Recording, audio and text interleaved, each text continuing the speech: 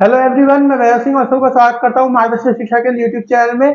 आशा करता हूँ सब लोग ठीक हो गए, अपनी तबीयत का पूरा पूरा ख्याल रख रहे होंगे। तो चलिए बिना किसी देरी के वीडियो शुरू करते हैं आज की। आज डेट क्या है? डेट है 23 मार्च 2023।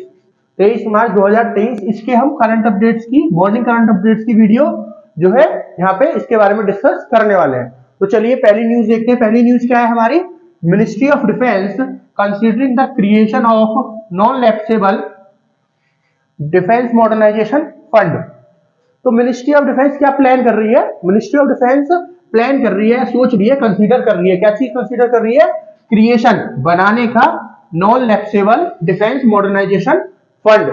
एक non lapsable defence modernisation fund. Non lapsable मतलब ऐसा फंड जो क्या हो, जो कभी भी खत्म ना हो, जो इस्तेमाल किया जा सके समय आने पे। ठीक है, नॉन लैप्सेबल का मतलब जो जिसको इस्तेमाल किया जा सके समय आने पे। ठीक है, तो किस चीज के लिए? डिफेंस मॉडर्नाइजेशन के लिए। डिफेंस मतलब जो हमारी आर्म फोर्सेज है उनके मॉडर्नाइजेशन के लिए। ओके, तो अब पूरा प्रोसेस समझिए। फंड बनाना क्यों जरूरी है, क्यों बनाना चाहती है डिफेंस मिनिस्ट्री, क्यों बनाना चाहती है? देखिए, जो हमारा डिफेंस बजट होता है, जो हमारा डिफेंस बजट होता है वो ईयरली बेसिस पे आता है ना।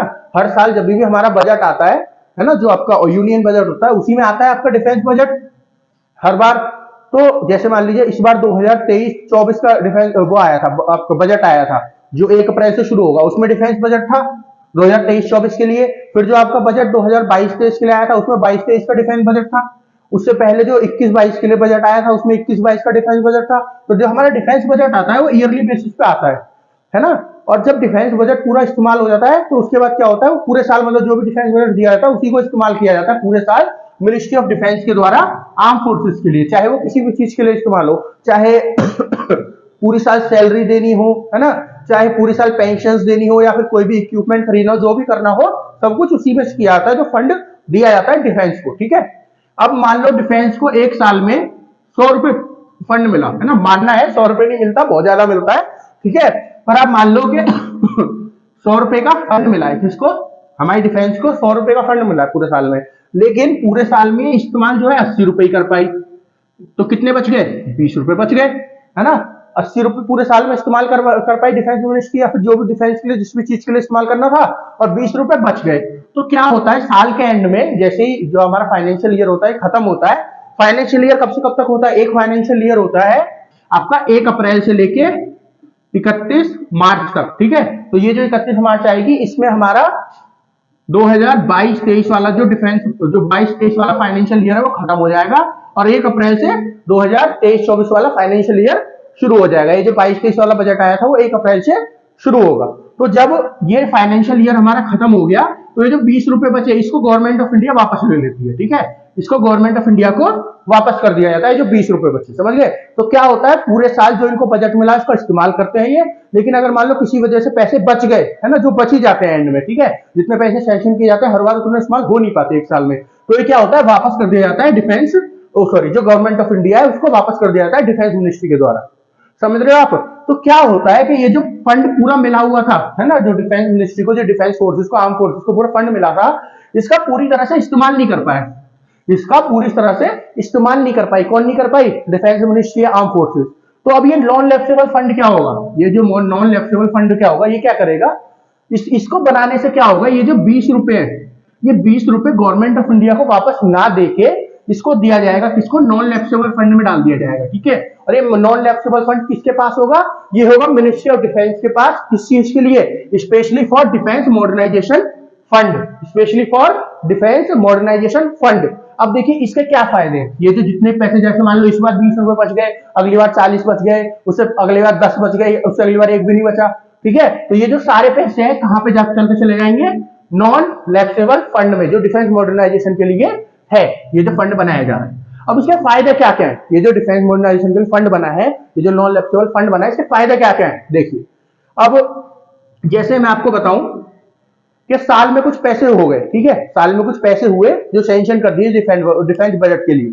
ठीक है, और मान लो किसी वजह से पैसे खत्म हो गए बीच में, ये जो 100 रुपए थे ये 8 महीने के आसपास ही खत्म हो गए, बाकी जो 4 महीने बचे उनके लिए पैसे है नहीं डिफेंस के पास, लेकिन काम करना है तो क्या करना पड़ेगा? मिनिस्ट्री ऑफ डिफेंस को जाना पड़ेगा। किसके पास? मिनिस्ट्री ऑफ फाइनेंस के पास। ठीक है, जो फाइनेंस मिनिस्ट्री है, जो आपको वित्त मंत्रालय है, वही तो सारा कुछ पैसे का काम देखता है।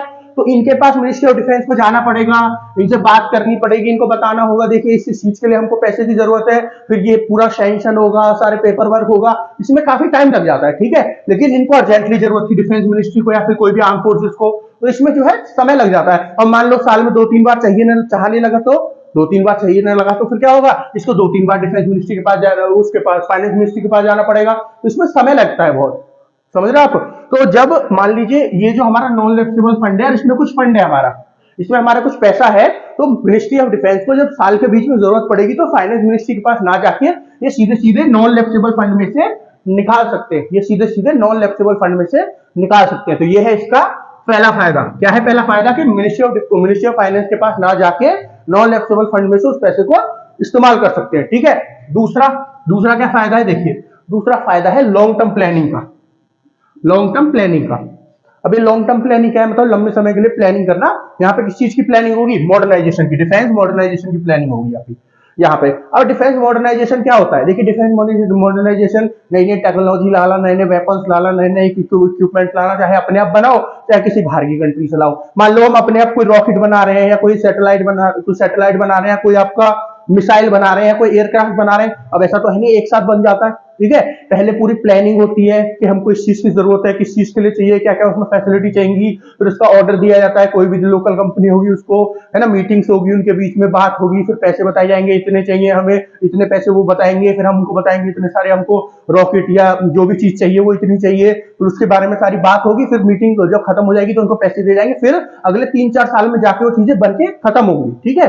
तो ये तो मान लीजिए हमको अगर अपने यहाँ बनवाना हो, लेकिन अगर मान लो हम किसी बाहर की कंट्री से बनवाना हो, जैसे हमको फ्रांस से राफेल चाहिए था, जो राफेल फाइटर जेट है हमारा, वो हमको चाहिए था फ्रांस से, या फिर रशिया से हमने S-400 लिए, ठीक है। तो हम क्या हुआ होगा, पहले हम लोगों ने अपनी कंट्री में देखा होगा कि किस चीज को जरूरत है, किस चीज को मतलब किस चीज की जरूरत है कि नहीं है। ये जो आपका S-400 है मिसाइल डिफेंस सिस्टम है, ठीक है। तो जैसे मान लो आर्मी जो है हमारी, उसने मिनिस्ट्री ऑफ डिफेंस से बोला होगा कि देखिए हमको मिसाइल डिफेंस सिस्टम की जरूरत है, और ये रशिया का जो S-400 है बहुत अच्छा है, तो मिनिस्ट्री ऑफ डिफेंस ने फिर रशिया से बात करी होगी। पहले तो आर्मी और मिनिस्ट्री ऑफ डिफेंस के बीच में बात हुई होगी, फिर मिनिस्ट्री ऑफ डिफेंस ने इससे बात करी होगी, रशिया की डिफेंस मिनिस्ट्री से बात करी होगी, फिर उन्होंने अपनी कंपनी से पूछा होगा जो इसको बना रही है, फिर ऐसे बहुत लंबा पूरा प्रोसेस, मीटिंग हुई होगी, बात हुई होंगी, इतने पैसे में हम इतनी मशीन लेंगे, है ना, ऐसे करके पूरी बैटरी, इनको बैटरी बोलते हैं, एक जो पूरा सिस्टम होता है उसको बैटरी बोलते हैं, ठीक है। तो ऐसे सारी कुछ बात हुई होंगी, फिर पैसे की बात हुई होंगी, पूरी बात हुई होंगी, फिर उसके 3 से 4-5 साल उसको बनने में और इंडिया को डिलीवर करने में लगे होंगे। तो ये क्या है, पूरा आप समझ लो 7-8 साल का प्रोसेस है, 6-7 साल मान लो, 7-8 साल का प्रोसेस है। तो ये क्या है, बहुत लंबा प्रोसेस है, ठीक है, ये बहुत लंबा प्रोसेस है ना। और भी बहुत सारी चीजें हैं जो और भी लंबी जा सकती है, 10-10, 15-15 साल की प्लानिंग होती है। जब आपको लॉन्ग टर्म प्लानिंग करते हो तो बहुत लंबी 15-15, 20-20 साल की भी प्लानिंग होती है। तो ये प्लानिंग हम कब कर सकते हैं, जब हमारे पास कुछ पैसे हो, हमको पता हो कि ये पैसे तो हमारे कहीं भी नहीं जाने, ठीक है।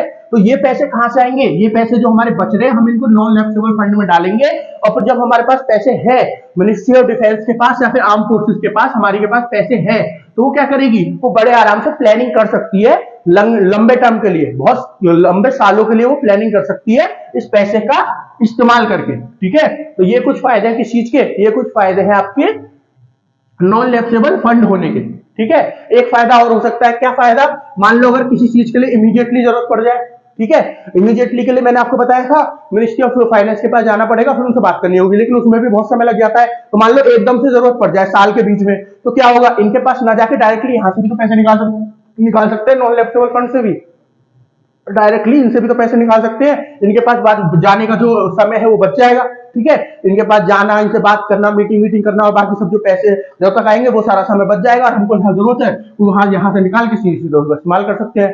तो ये कुछ फायदे हैं किसके, नॉन लैप्सेबल फंड के होने के लिए फॉर डिफेंस मॉडर्नाइजेशन। ओके, तो आप आशा करता हूं सारा कुछ समझ गए होंगे कि क्यों क्रिएट करना चाहती है ministry of defence non lapsable defence modernisation fund. चलिए आगे चलते हैं, नेक्स्ट न्यूज देखते हैं। VV Giri national labour institute and associated chamber of commerce and industry of India form strategic alliance. Strategic alliance, ये फॉर्म है, मैंने फॉर्म लिख दिया, ठीक है। इन दोनों ने मिलकर किसने, वीवी गिरी लेबर इंस्टीट्यूट ने मिलकर और associated chamber of commerce and industry of India ने, इन दोनों ने मिलकर क्या बनाया है इन दोनों ने मिलकर? स्ट्रेटेजिक अलायंस बनाई है। स्ट्रेटेजिक अलायंस मतलब अपना एक पूरा ग्रुप बना लिया, अपनी एक डील साइन कर लिया जिसमें दोनों साथ मिलकर काम करेंगे, ठीक है, जिसमें मिलकर साथ मिलकर दोनों काम करेंगे। अब ये किस चीज के ऊपर काम करेंगे ये जानना है पहले हमको। देखो अगर इससे आप समझना चाहो, बीबी गिरी नेशनल लेबर इंस्टीट्यूट, तो ये किस लिए?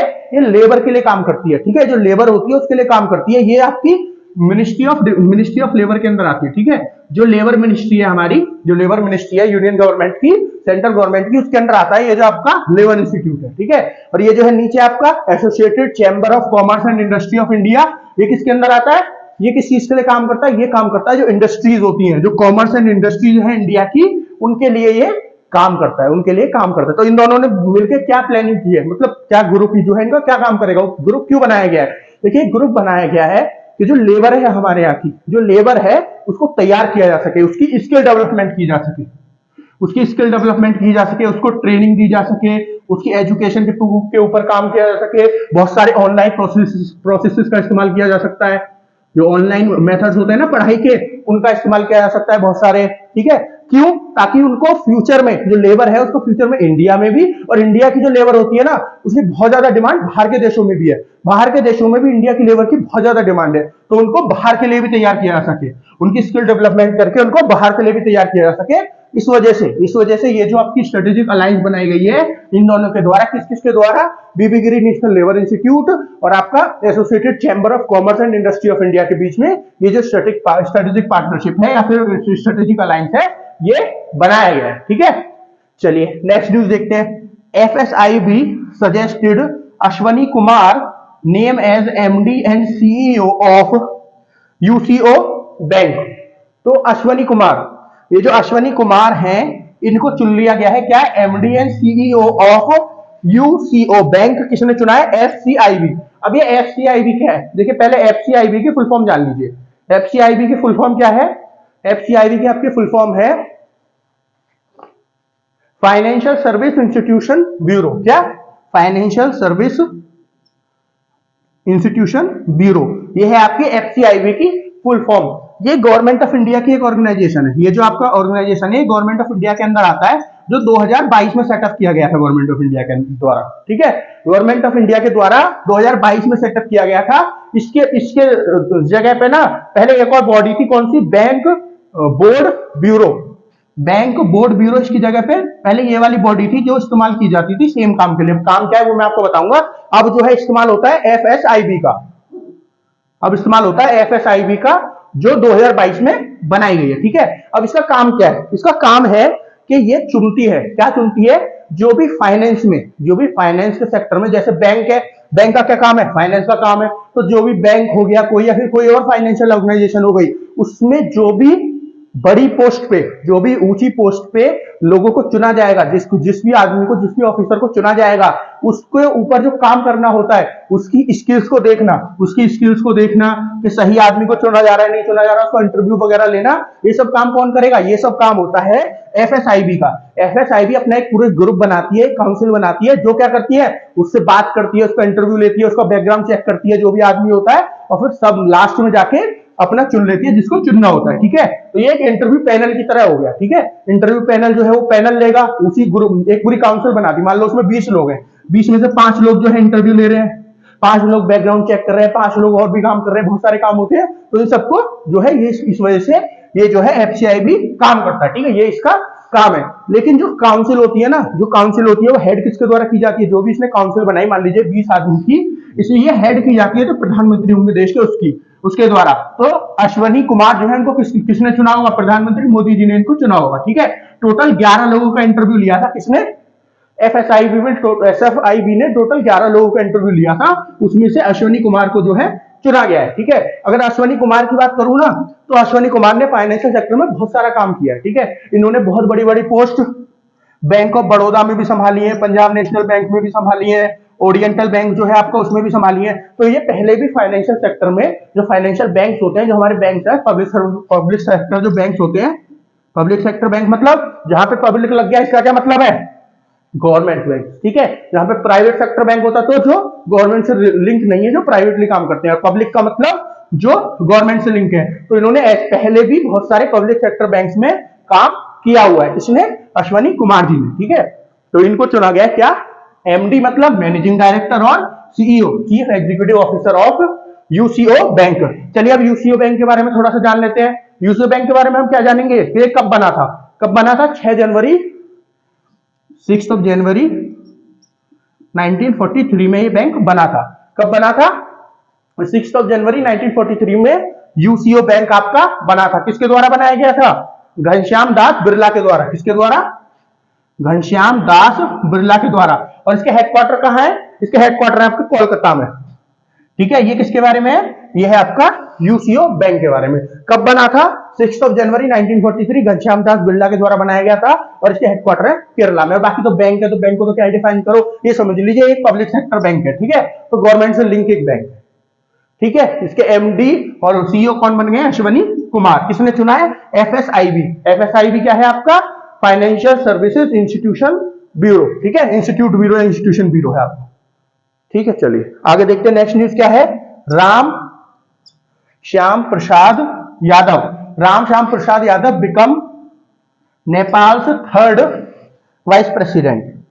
तो नेपाल के तीसरे वाइस प्रेसिडेंट बन गए कौन, राम श्याम प्रसाद यादव। ठीक है, कौन बन गए, राम श्याम प्रसाद यादव कौन बन गए हैं, तीसरे वाइस प्रेसिडेंट बन गए हैं नेपाल के। समझ रहे हो आप, तीसरे वाइस प्रेसिडेंट। देखिए इस चीज में गौर करिए आप, तीसरे वाइस प्रेसिडेंट। नेपाल इतना पुराना देश है ना, नेपाल जो है इतना पुराना देश है, फिर भी तीसरे वाइस प्रेसिडेंट। आपको ये सुन के थोड़ा सा ताज्जुब नहीं लग रहा, टोटल 68 ईयर हो गए नेपाल को काम करते करते। नेपाल जो देश है इसको इंडिविजुअली काम करते करते 68 ईयर हो गए, फिर भी तीसरा ही वाइस प्रेसिडेंट है ना। देखिए काम थोड़ा सा इसके बारे में बताता हूं। काम जो है वाइस प्रेसिडेंट का ऐसा ही होता है जैसे इंडिया के वाइस प्रेसिडेंट का होता है, कुछ कुछ, पूरा ऐसा नहीं होता, कुछ कुछ ऐसा होता है। जैसे कि अगर मान लो वाइस प्रेसिडेंट किसी वजह से अपने ऑफिस में नहीं है तो उनका काम कौन संभालेगा, वाइस प्रेसिडेंट संभालेगा। तो ये जो काम होता है ये नेपाल के जो वाइस प्रेसिडेंट है उनका भी होता है। देखिए ये जो इनके वाइस प्रेसिडेंट चुने गए ना, ये जो इस समय पे इनका कॉन्स्टिट्यूशन चल रहा है 2015 में जो शुरू हुआ था, 20 सितंबर 2015 को शुरू हुआ था नेपाल का। ये जो आपका क्या है, ये जो प्रेजेंटली इनका कॉन्स्टिट्यूशन चल रहा है, ये इनका 8th कॉन्स्टिट्यूशन है ये इनका। अभी तक पिछले 68 सालों में ये इनका 8th कॉन्स्टिट्यूशन है। किसका, नेपाल का। कॉन्स्टिट्यूशन मतलब संविधान, जो 20 सितंबर 2015 को चालू हुआ था। तो इसके अंतर्गत ये तीसरे क्या है, वाइस प्रेसिडेंट है। इससे पहले नेपाल में 7 जो है ऑलरेडी कॉन्स्टिट्यूशन आ चुके हैं। वो आते हैं फिर किसी न किसी वजह से हट जाते हैं, आते हैं किसी न किसी वजह से हट जाते हैं। जैसे पहला कॉन्स्टिट्यूशन नेपाल में कब आया था, 1948 में। पहला कॉन्स्टिट्यूशन नेपाल में आया था 1948 में। उसके बाद 1951 में,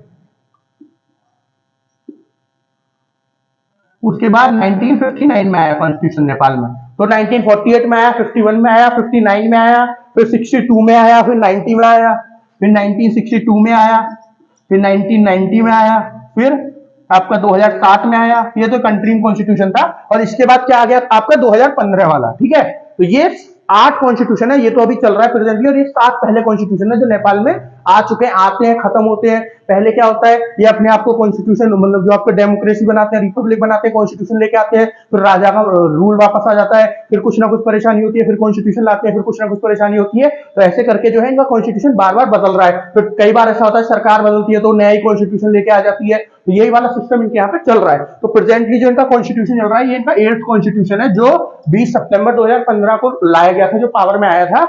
इसके अंतर्गत तीसरे वाइस प्रेसिडेंट बन गए हैं कौन, राम श्याम प्रसाद यादव। ठीक है, चलिए नेक्स्ट न्यूज देखते हैं। नेक्स्ट न्यूज क्या है, Indian flag brought down in UK by pro Khalistani group. तो ये क्या हुआ, अभी कुछ दिन पहले मैंने आपको एक केस पढ़ाया था। अभी कुछ दिन पहले खालिस्तान से रिलेटेड मैंने एक केस पढ़ाया था आपको। किससे रिलेटेड, अमृतपाल से रिलेटेड। अमृतपाल से रिलेटेड मैंने एक केस पढ़ाया था आपको। तो मैंने न्यूज पढ़ाई थी कि जो पंजाब पाकिस्तान वाला है वहां पे इमरान खान भाग रहे हैं, और हिंदुस्तान वाला जो पंजाब है वहां पे अमृतपाल भाग रहे हैं। ठीक है, अमृतपाल कौन बताया था मैंने, एक लीडर है किसका, एक प्रो पाकिस्तान खालिस्तानी ग्रुप है। इसका नाम क्या है, जिसका नाम है आपका, जो इनका ग्रुप है उसका नाम है आपका, जो जिसके ये लीडर बन गए, जिसके वारिस पंजाब दे, क्या है, वारिस पंजाब दे इस ग्रुप का नाम है, जिसके ये जो है लीडर है।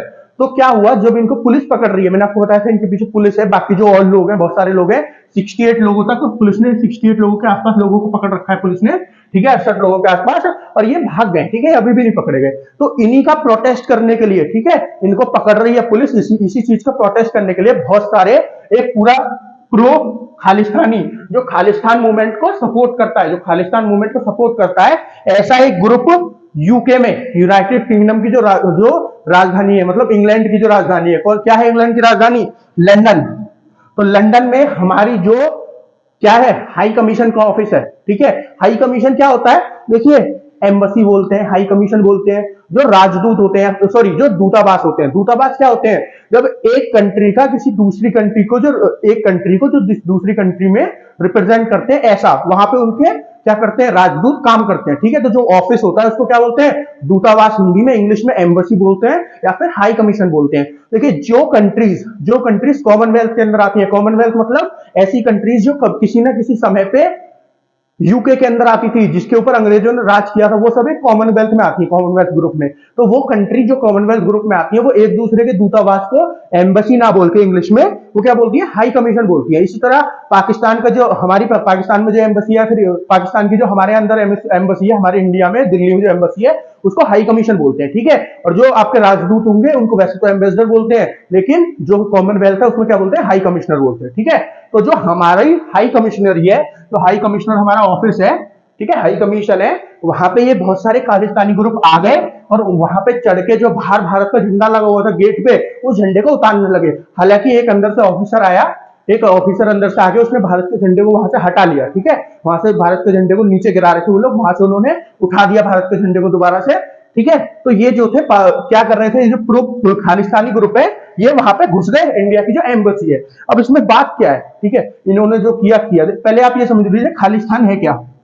देखिए, खालिस्तान है जो पंजाबी है ना, सारे पंजाबी नहीं, जो इंडिया में पंजाबी है वो बहुत मतलब 99% तक ऐसे पंजाबी है जो भारत को बहुत ज्यादा प्यार करते हैं, ठीक है। लेकिन कुछ मुट्ठीभर लोग हैं, ये कुछ मुट्ठीभर लोग हैं जो पंजाबी है ना, लेकिन क्या बोलते हैं, सिख हैं, जो क्या बोलते हैं कि हमको एक अलग पंजाब चाहिए, जो एक अलग देश होगा। इसकी डिमांड काफी साल पहले उठी थी। इसको लेके 1980s में भी इंडिया में दंगे हो चुके हैं।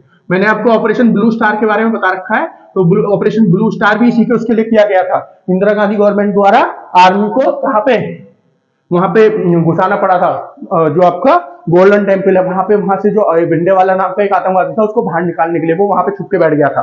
तो वो ये जो आपका हुआ था 1960 में, जो आतंकवादी हो गए थे कहां पे, पंजाब में बहुत ज्यादा, वो भी इसी की वजह से, वो भी खालिस्तान की वजह से ही थे। तो जो पंजाबी चाहते हैं कि एक अलग ग्रुप बन जाए, एक अलग, सॉरी, अलग ग्रुप नहीं, अलग एक देश बन जाए पूरे पंजाब का, किसके लिए, पंजाबियों के लिए, वो जो है उसको खालिस्तानी बोलते हैं, कि उसका नाम हम खालिस्तान रखेंगे, ठीक है। और उन लोगों को खालिस्तानी बोलते हैं, ठीक है।